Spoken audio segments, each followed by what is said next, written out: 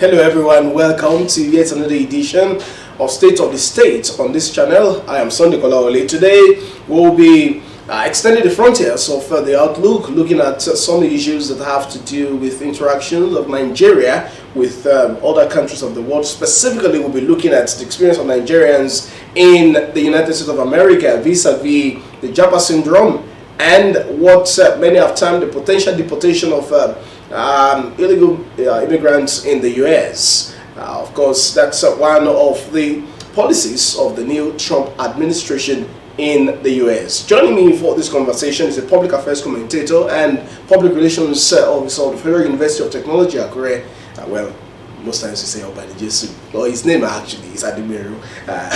Adimeru. Thank you so much for joining me. Good evening, and good evening to our esteemed listeners and viewers, and of course, Happy New Year. It's your first time here. They say Happy New Year, I must say. But you see, one of the things about our job as media people is the way we interact most times. We tend to even forget each other's names. Exactly. And then we go into all of the nuances. But it's good to see you again. Thank you very much for Now, having me. let's go straight to the point. In the light of the prevailing circumstances in Nigeria, before we even delve into the details of the Trump administration's policy, do you think the Japa syndrome is justifiable, especially looking at the prevailing socio-economic, political situation in Nigeria? I think that we're just making a mountain out of a molehill. Okay. Japa did not start with the current political and economic situation. Time was even in the 60s, in the 70s, when people left, and that's where this idea of looking for greener pasture came to be.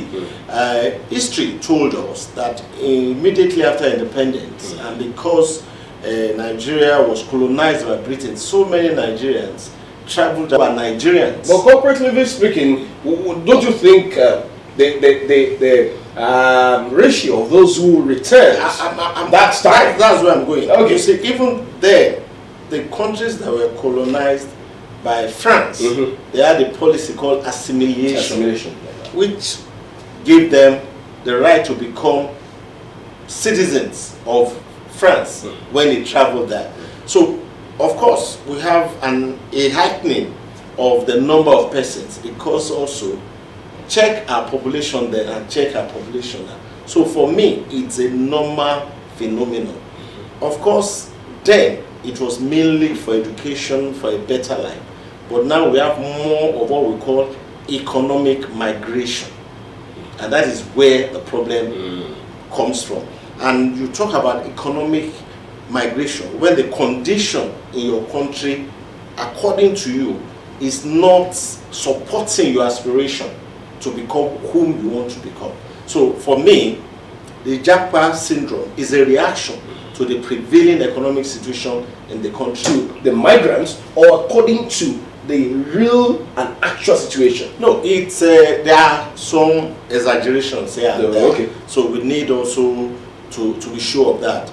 And for me, it shows that when you have a group of young person, especially when you look at the demography of Nigeria, we have more young people, and they feel that they have been left out in the scheme of things.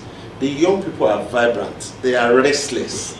So the moment they feel that they are left out, they want somewhere where they can fully come into their own. And if not for some other means of making it, the Japa syndrome would have been worse. But when you look at the tech industry, when you look at the music industry, when you look at the football industry, you see many Nigerian youths doing very well. So it then shows that there is a disconnect between the government, the country, and its youth. That is what is fueling the Japa syndrome. Well, there's a question you must answer before we continue, so that the young people who are watching, they would like to really know. Sadegero, if you had the opportunity when you were younger to leave the shores of Nigeria and relocate abroad, wouldn't you have taken it? No, I had many opportunities. Like I said, I began my journalism career in Tell magazine, and by the grace of God, as early as 1994, I went to represent Nigeria at Tell magazine at the USA World Cup. A number of Nigerian journalists, I'm speaking on national television, we went, at least half of us came back Half. Yes, half did not return. So it's a as far back as 1994. That's why I'm saying that it's not. And I'm going to shock you. In 1996 again, I represented TEL at the Olympic Games, Atlanta 96. This time, I think that about 30% of us returned back. Adeo J. Kere, who is still the nation, came back. I came back. Boyega Okegbenro came back. A few of us came back. Some people stayed back. As I'm talking about 1996. Okay. In 2000, we went to Australia. I was part of the Nigerian delegation. Some of us also came back. I came back, but some stayed back.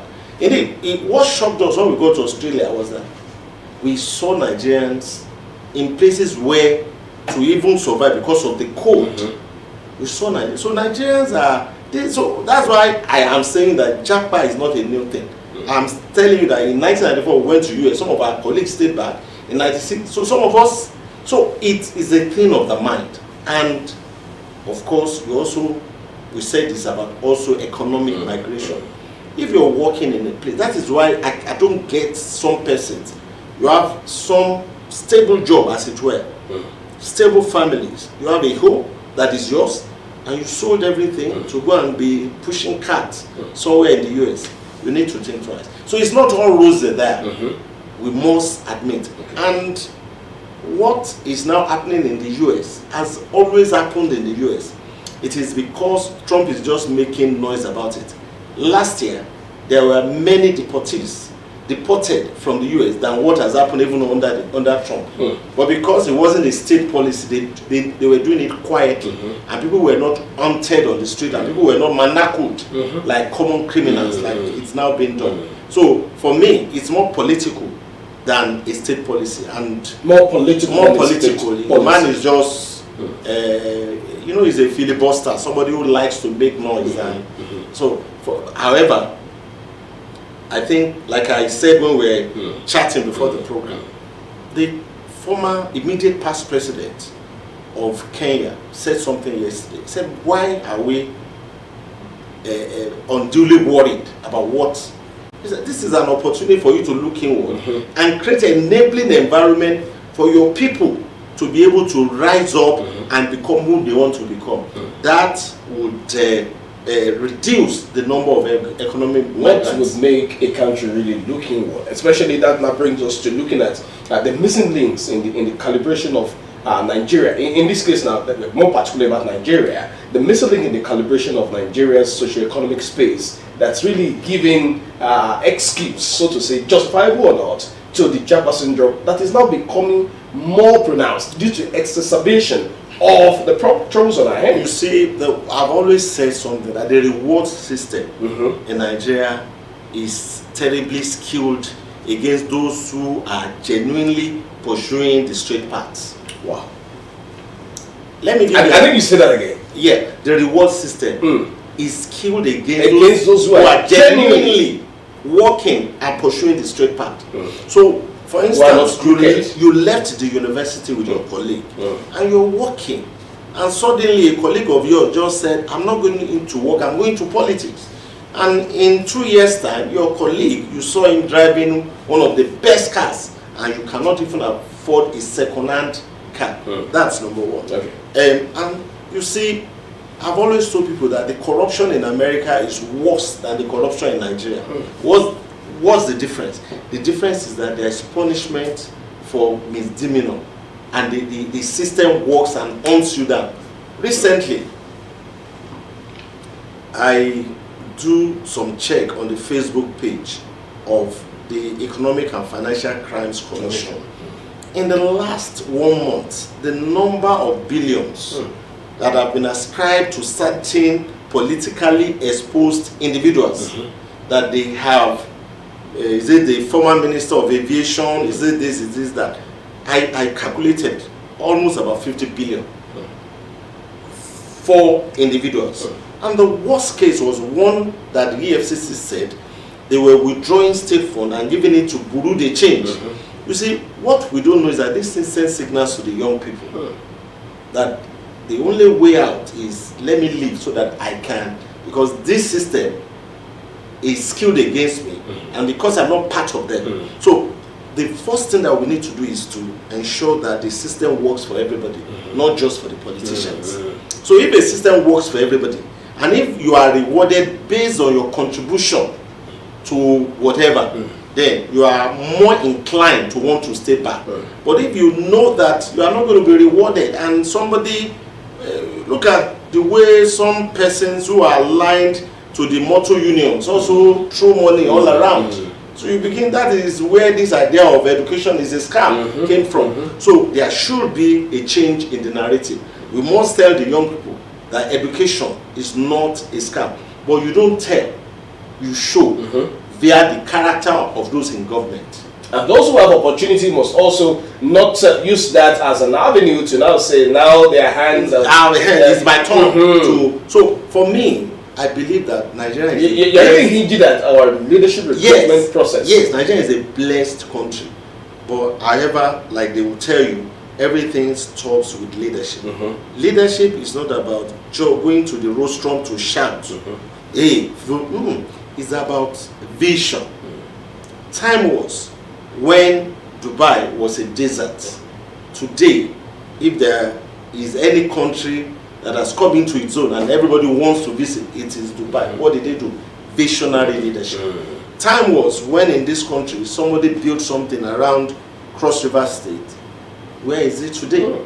There's no follow. So opportunities are being decimated for the young persons. I keep telling people, you cannot decree Naira to becoming equal to the dollar. Such is a function of productivity. Now, not a prophetic. No, you cannot prophesy Naira to stability. It is a function of economy, and economy is raw. What are you producing? Yeah. So now we are not producing. When we were younger, we will see Oni and Sons, Ade and Sons. You will see entrepreneurs.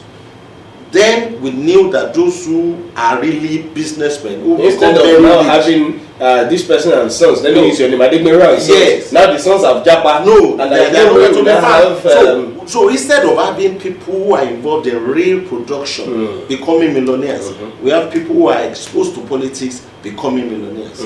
So until we change that narrative, more Nigerian youth will continue to look for greener pasture abroad. Now, let us create a pasture here for them to stay. We can water the grass. It is possible. So Nigerian is well blessed. So then, let's look at this issue. How well can adherence to laid-down immigration rules, regulations, and procedures save Nigerians, nay, every other immigrant from this embarrassment that they are facing in foreign lands? Let me tell you this, even before now, before Japa became a household name and everybody talks about it, there are some persons that are set in their ways. As at 1994, we met some Nigerians who came to Tunisia via the desert through Niger Republic, 1994. And one of them was so bad that the leader of Nigerian delegation, Alhaji of the football secretary of the Nigerian Football Federation, Alhaji Sonia Ahmed Toro, had to beg him that we are going to take you back because of the condition we met him. There are so many Nigerians who are undertaking what I call voyage of death because they just want to live at all costs. It is danger, and we should not allow our people to get to that point. I'm saying that even if the country becomes rosier than what it currently is, some person will still take that route, but they should be in the minority. The minority? Yes, that's what we're saying. So that the best way is to ensure that if you want to live, you live through the good route and come back when you want to come back, and you're sure that you are coming back to your people. The Yoruba says, no matter, even if you see, I don't think some of us remember this too. There was this Nigerian boxer, I've forgotten his name, Akim something, very, very wonderful pugilist. He naturalized as an American. People can check the records. And at some point in time, he had an issue, mental. He was deported back. They revoked his American citizenship because for them, he had become a liability. So when you go there, they cannot love you more than their own people. So the problem changed his citizenship. So he was sent back. Unfortunately, when he got back, I think he died in the process. So what we're saying is that the Americans cannot love immigrants more than the Americans. Very well. In spite of the fact that all of us listen to what Ronald Reagan said, America is supposed to be a melting pot, a country of immigrants. Of course, I'll say be coming back to that speech of the 40th president of the US. But let's quickly take a look at this video showing us what exactly Nigerians go through, not just in America, but in some other foreign lands because of this Japa syndrome. They just want to leave and go to the greener pasture. And some people will say the grass is not greener on the other side. But then it seems greener on some side, so to say. Well then, that will be after this break, everyone. We'll be right back.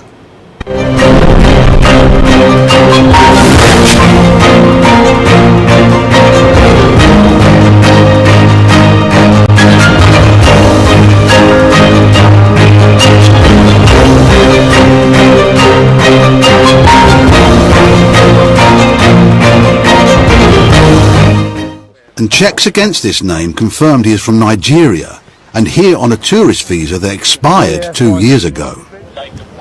The gentleman says it's his sister's address and she lives on the 5th floor. We've got officers providing rear cover just in case someone throws documents out of windows. The team must find his passport. Without it, they can't send him back home. No, hold him. He can go in. Because his sister's a bit nervous of the law and police and especially immigration, he's asked us to stand away from the people or she won't answer the door basically. If she sees his face she'll answer it, if she sees us she won't. So we're just waiting for her to answer the door. Hello,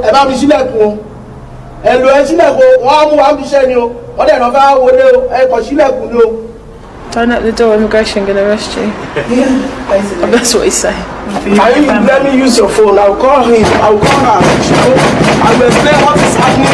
Excuse me. I will explain what is happening to her. She will open the door. Let me just. She's just only afraid. Tell her if she doesn't open the door, we'll smash the door in. Let me use the phone. Do it in English. Yeah. I'll tell her what is happening.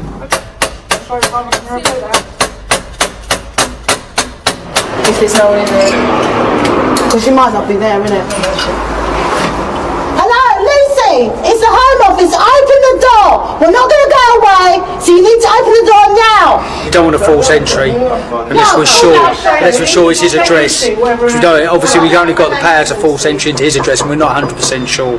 So we're not too keen on kicking the door in. Is your passport in there or is it in a different address? Is there a passport in this address? Your passport in there? You mean no? My passport. My passport is not here. Where is your passport? My passport is for a long time. It has been returned to Nigeria from those who have taken it. That's what you said earlier, is it? Sonny, I don't believe you. You can check it. You know how to check it from your computer. Check it by yourself. You will see everything there. So you got another? Is you saying you've applied for another visa? Is that what you're saying? You mean my visa? Why have you returned your passport back to Nigeria? It is because, so... Just a short story, please. Why have you returned it back to Nigeria? Why? It's someone that has helped me that take it back to Nigeria. No, you come here, you get a visa, you get a job, you send it home, get a new visa, pretend you've gone back to Nigeria, put a fake landing state from someone in Nigeria, get a new visa, yeah? We know how it works. This is not a new story to us. We hear this every day. Now where's your passport? You know what I'm saying now? I'm very, very sure of what I'm saying. Forget about what happened in the it's just a panic. But now I'm ready to tell you the real fact of the matter. Where's your passport? My passport is not here. It's not in this England. And I have to tell you the truth. I swear to Almighty God. The team can't get in. They've already spent 8 hours on this operation, and at the end of it, 2 people they believe are illegal immigrants will be released. It's just frustrating because you've been out all day, it's a long, hard graft, and at the end of it, you're just going to let go. Because of limited space, the immigration service only detain someone if they believe he poses a risk to the public or is likely to abscond. All they can do with the Nigerian is take him back to base to record his details. Alright, we'll start off with your right hand, so come around here. Excuse me, sir, can I ask you a question, please? Yes. Not if I commit any crime in this country. Right, okay, listen, mate, we're going to give you. I'll tell you what, we'll take your I'm fingerprints. very straightforward. Okay, now listen, let me explain to you. You're not legally here. And we have the right to take your fingerprints, okay? Yeah. If you don't allow us to take them, we can take them by force. Okay, it's a lot easier for you to just let us take them. Don't go to the police. These go onto an immigration database, but they go on an immigration database all around Europe. So go to any other country within Europe, claim to be somebody else, they can test you and you'll come up on your fingerprints. Okay? It's not that to know maybe I've committed a crime. It's not because you've done a criminal offence, no. Just do what go with me, yeah?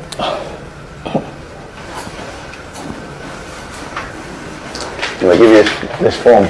It's a notification of temporary release, okay? Which basically means that we're releasing you. You need to report to this office. You need to bring this paper with you, right? And then you come back every Wednesday, okay? You're not allowed to work, mate, yeah? So the best bet for you now is probably to go to the Nigerian High Commission and get hold of a passport or a travel document and go back to Nigeria, okay? If I've been deported to Nigeria, they will kill me. If I prefer to kill me here and there to die in Nigeria, I prefer to kill me here and there to go to Nigeria and just waste my life.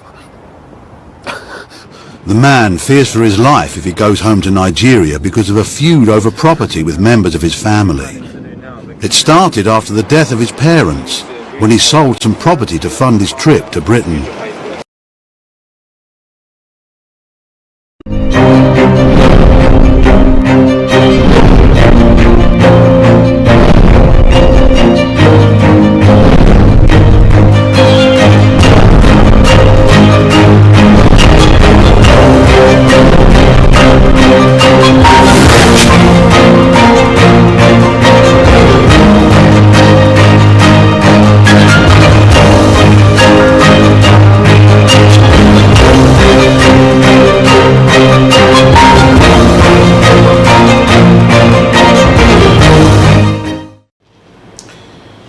Pitiable situation, you would say, but then so many issues.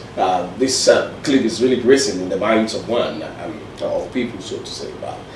Do you think it's really worth it going through this humiliation just in the name of searching for greener pasture? That's why it's important for you to move out right and make sure that your papers, like I said, they cannot love you more than their own people.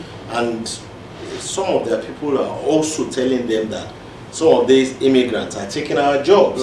Apart from the official assaults on them, we also have some. And the South Africans. Yes. We also have some persons, some hardliners within some groups in the US, in the UK, who also hunt for migrants. And I watched a clip recently.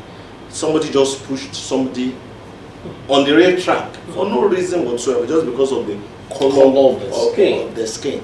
And because there is what is called legal migration, governments all over the world, it will shock you to note that Nigerian immigration is also against illegal immigration. That is why from time to time we send people. And don't forget that in the 80s, what we did to the Ghanaians, where the idea of Ghana must go came from. We just sat one day and decided that most of the jobs Nigerians were doing were taken over by Ghanaians, and the administration of late President Shehu Shagari decided that all Ghanaians must leave our country who are in Nigeria illegally then, and so they left. So it's not a new thing. The only why a number of persons are angry is the way they are going about it. You saw people being manacled and being taken by force. It will shock you to note that there will be some scarcity of some goods and services in the US. In the US, yes. Because most of those who are responsible for them, in California, for example, oranges and fruits will be scarce because the pickers are being sent away. Not even being sent away, they are not coming to work for the fair or being removed. So it's not going to be a win-win situation for Trump and his people. As I talk to you now, I know that there are some persons, even within the establishment, who are very angry and they are going to go the route of the law.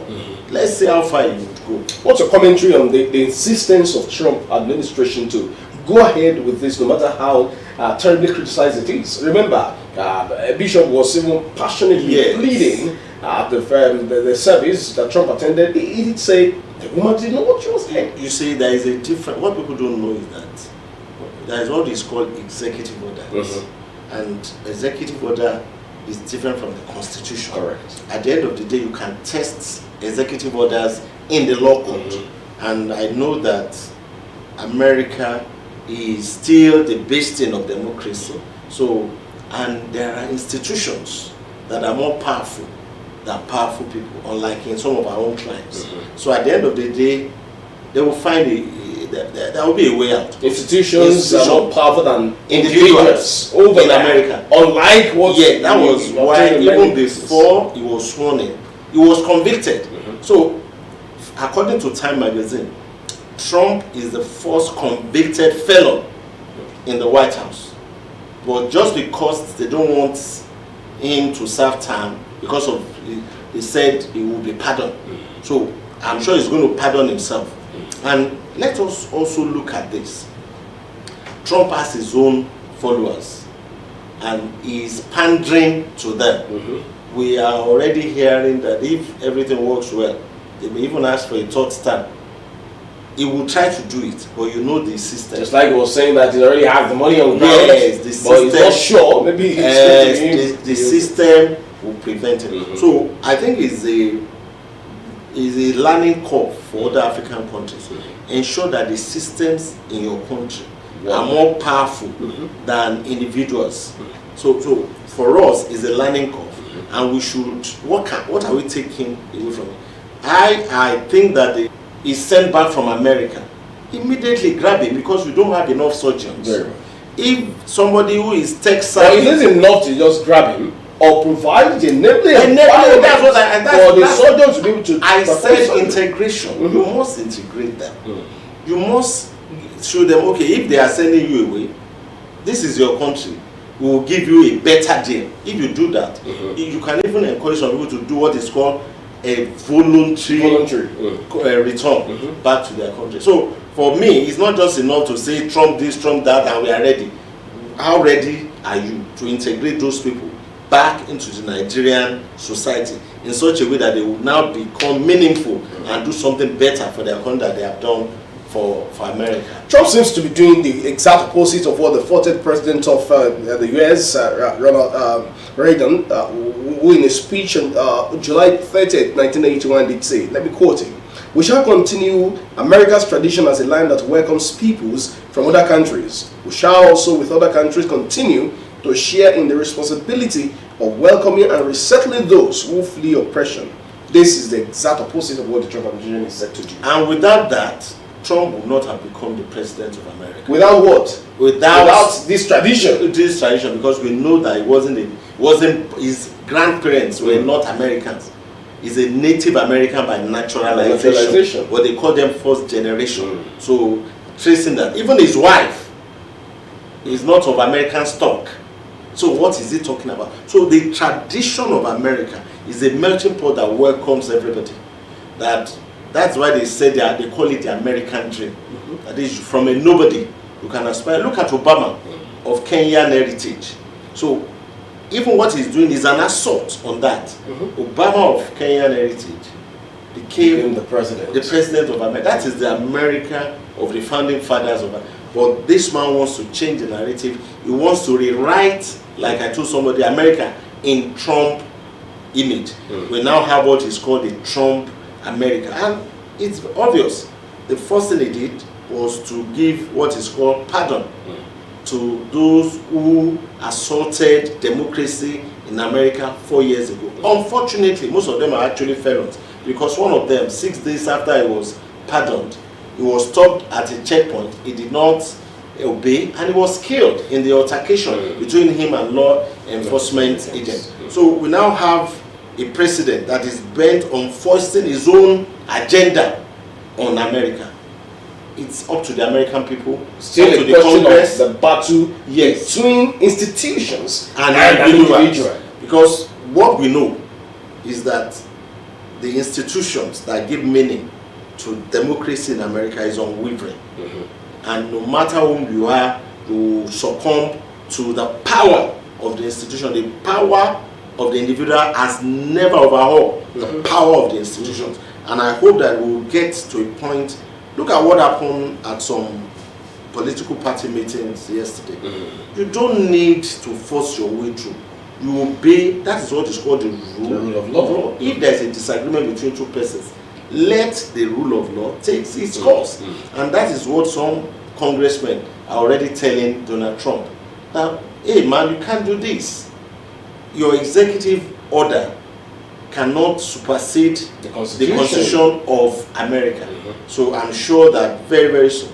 And unfortunately for America too, there are so many hardliners behind Donald Trump. And that's why it's going to be very dicey. Look at what happened during the confirmation of his Secretary of Defense. It went both ways, 50-50. Unfortunately, the Vice President of the US is the President of the Senate. So who has the deciding vote when there is a tie? So I think that Trump believes that when it comes to voting in the Senate, he will continue to have his way. But let's wait and see. And that's why the impunity might continue. Indeed, the way things are going is that, like I said, American is no longer the land of the free. It's now becoming the land of the hunted. Look at the way people are being hunted on the street by eyes. So, some persons have not left their home since Trump was sworn in as the president. It is that bad because of fear. And one of the things that can kill a man is fear. The moment hope is lost, anything can happen. And that is what is happening to so many migrants in America. I saw the clip of a man. He said he entered America about 20 years ago. His children are there. He was taken and flown back to Guatemala. It's that bad. And the rule has always been that there are some sanctuary cities in the United States of America. Like California. The only way you are hunted and sent out is if you commit a crime. And I know that even in Britain, if you stay for about 10 years and you have not done anything, maybe you read the story of a Ghanaian. He had stayed in Britain for about 32 years and they wanted him out. And they said he had to pay certain amount of pounds to remain. And people did a good fund for him. But when the government saw the public relation backlash, they just said, okay, you can stay. They checked his background and saw that he had never committed any crime. But now, they are not even looking at that. You see, I also saw... So record is not coming to record. Exactly. I also saw a move by some migrants from US to Canada. Unfortunately, if you move to Canada as a migrant and you ask for a refugee status, if you are refused, they're not going to return you back to America. They're going to return you back to your own country. So it's very dicey for most migrants. At the end of the day, the best thing is that fix your own country. And that's the highlight. That's the highlight. That is the lesson we should pick from this. If you fix your country, your own people will just be going to those places for holiday and for economic reasons that has been stamped from there. Time was when Nigerians were recruited from here to some countries. They still do for doctors. So you get your papers from here before you don't go there and start running away from. Now what Trump has done is that even if you have your paper and you hear a siren, your heart will skip a bit. That you have a paper. Your heart will skip a bit. So that's why I'm saying that when you turn a free land into a land that people are being hunted, the psychological effect on the people, you will see the health cost. What was the nexus between the latter days of Trump in his first term and what he's doing currently now? You're talking about hunting. Yes. But for me, I'm looking at this from the perspective of perhaps Trump is, I think it's also related to hunting. Yeah. He's retaliating. He's retaliating. You see, he has always maintained that he was rigged out in his first term. And he's blaming migrants. He has not said it, but that is the way it's looking for contributing to his being booted out. Because in America, a president that does not spend 2 terms is seen as a failure. Because one of the worst things that can happen to an American president is to spend just one single term. Because for them it's a referendum that in your first term you didn't do well. So coming back, he said, okay, those who were responsible, because they said largely the votes of the migrant community was skewed against him then. And so he wants his pounds of flesh. Is that statesman? No. Trump has never claimed to be a statesman. He has always America for America. And that's where his MAGA started from. Make America great again. Not for everybody, for Americans. Well, still staying with the commentary on Reagan's speech. In one of the paragraphs, it was talking about good relationship with the very close neighbors, Canada, Mexico, and some others like that. But in the case of Trump, it seems that building walls of partition will be the way to go. It's like he has a pathological hatred for Mexico. And he has done everything to ensure that he demonstrated in words and in deed. When you look at America, California for instance, it's so integrated with the Mexican community that when you go to some places, all you see in terms of signs and posts, they are in 2 languages: the American language, the American English, and then Spanish, and they interrogate people with Mexican. So they are so integrated. I think that he believes that he can send them away, and I don't know how that is going to pan out. But we're already seeing some of the dire consequences on the American society. I know that in some parts of America, only the migrants keep the economy tick. So when you send them all away, we'll see what will become of those parts of America. And at that time, already some analysts are already telling him that it's going to affect the economy. But beyond the economic implication, how about the international relations? The implication of the international relations between US and other countries of the world. Trump is his own man. He doesn't believe in international relations. That's why you just say that he pull out of the That's why I was shocked when some Nigerians were saying that President Tinubu was not invited to his inauguration by convention. Foreign head of states are not invited. But for Trump, he unpicked certain persons and insisted. So Trump is a different character. He doesn't follow the normal flow of an American president. He has created and carved a niche for himself, and that is why even when he talks to journalists, you know what he does? He bullies everybody, he bullies you, he calls you name, he abuses people. Very, very unpresidential. Indeed, when it was him against Hillary Clinton, she made a very profound statement. He said, this man that is running for the presidency will become a danger to the republic. What are we talking about? That sounds prophetic. He's already talking about annexing several lands with that cadence to the feeling of those people. You know, such blind nationalism disrupts the flow of the international community. The first thing he also did was to pull out from the World Health Organization. Who does that? For what reason? Even if you had some issues with them, go to the table.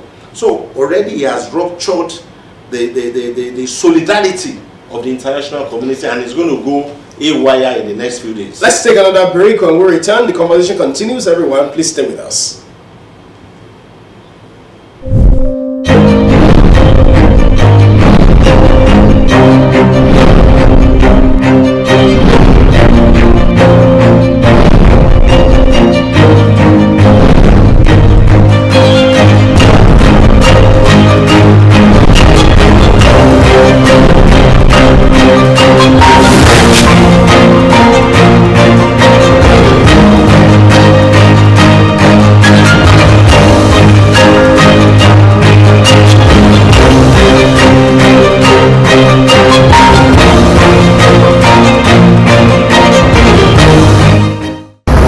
John Modlin, Chief of the U.S. Border Patrol's Tucson sector. This morning, I'm at the Tucson International Airport. Behind me, you can see recently processed migrants boarding an international flight back to their country of origin. I would remind anyone thinking about crossing the border illegally between the ports of entry that under Title 8, you may face an enhanced expedited removal process, meaning that upon being encountered, you will be promptly placed into immigration proceedings and may be removed. Instead, anyone considering migrating to the United States is highly encouraged to apply for admission. Don't risk your life or the lives of your loved ones by crossing illegally through Arizona's desert during the summer months.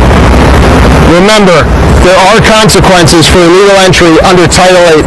These consequences are strictly enforced. Use the CBP-1 mobile application. Don't cross the border illegally.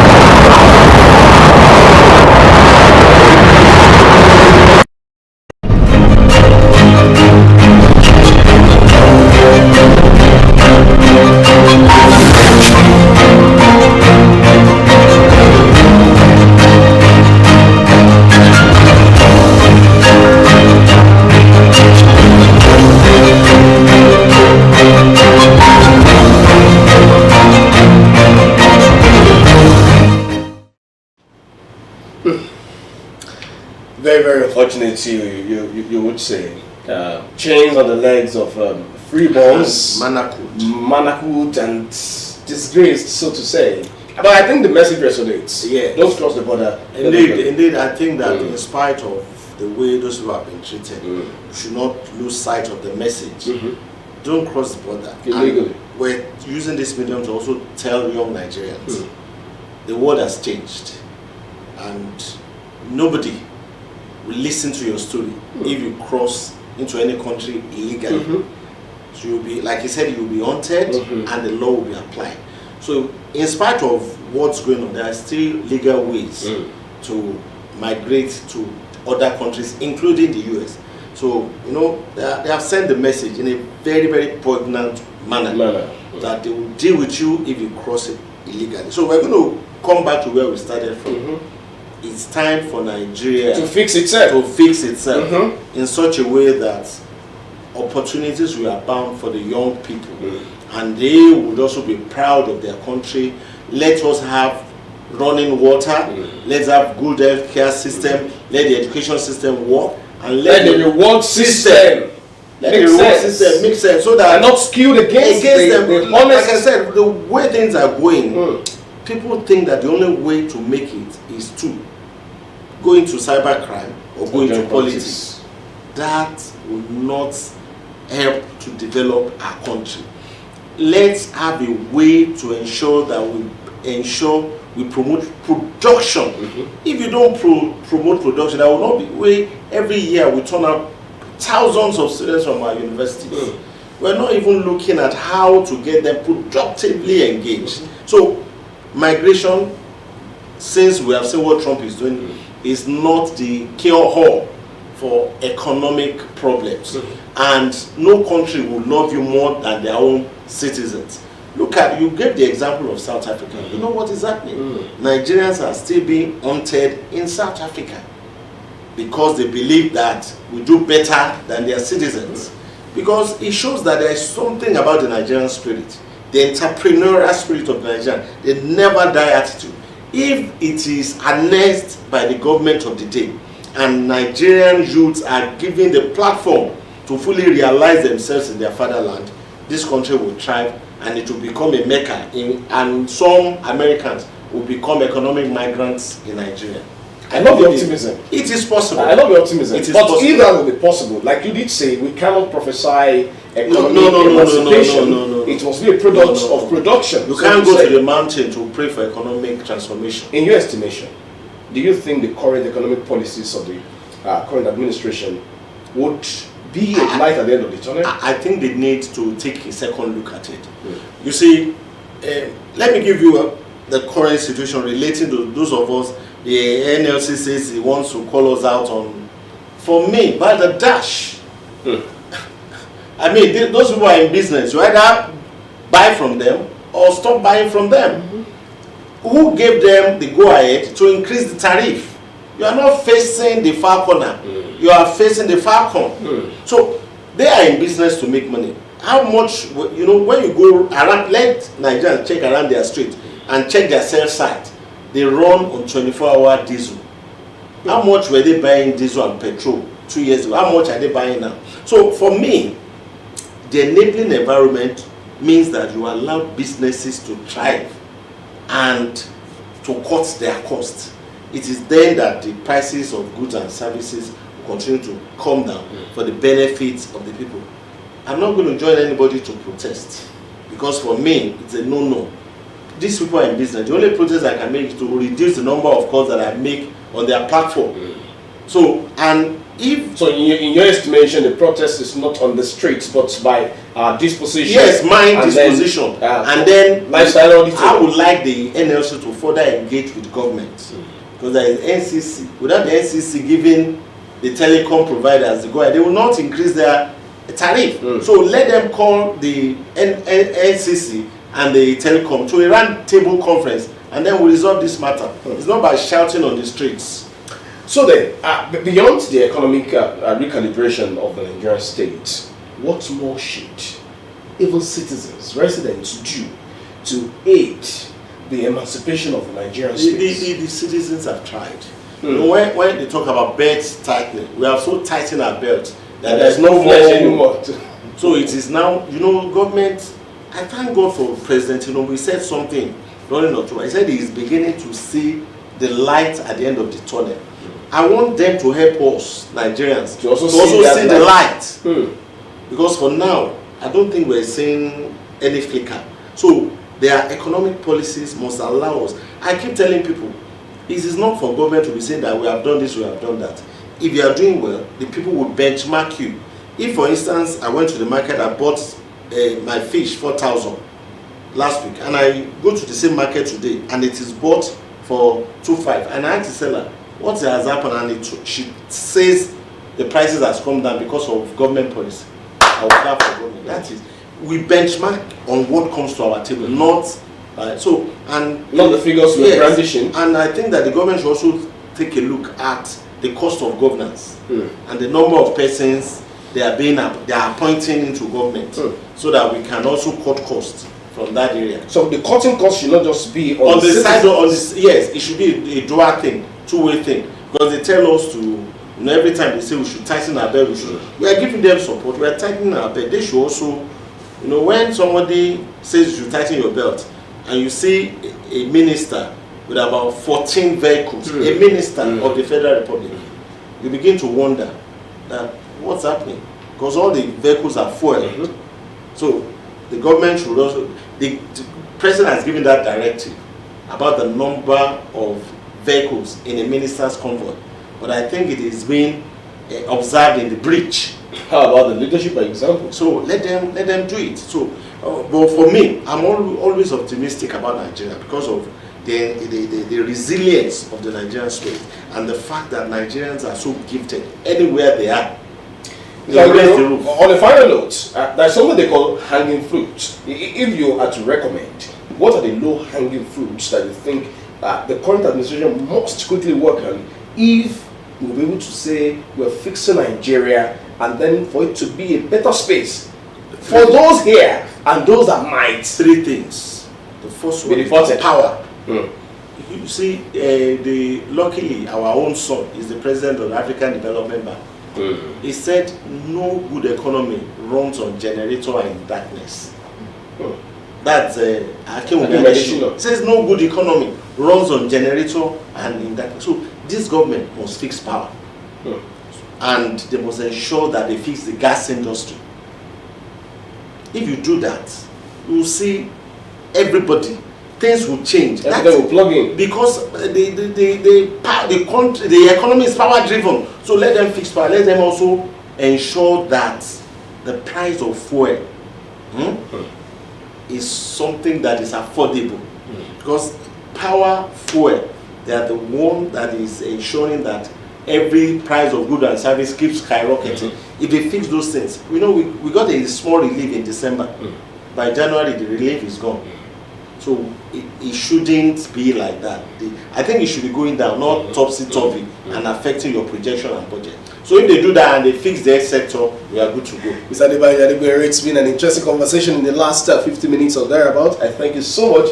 Thank you so much. Thank you for having me. And the Nigerian be great. Of course, we all must be optimistic, yes, and then working towards it. So exactly. not about the word of our mouth. Thank you so much. Everyone, this is where we say thank you to you for being a part of the Outlook today. It returns next week, God willing. I am Sunday Kolawole. Please enjoy your evening.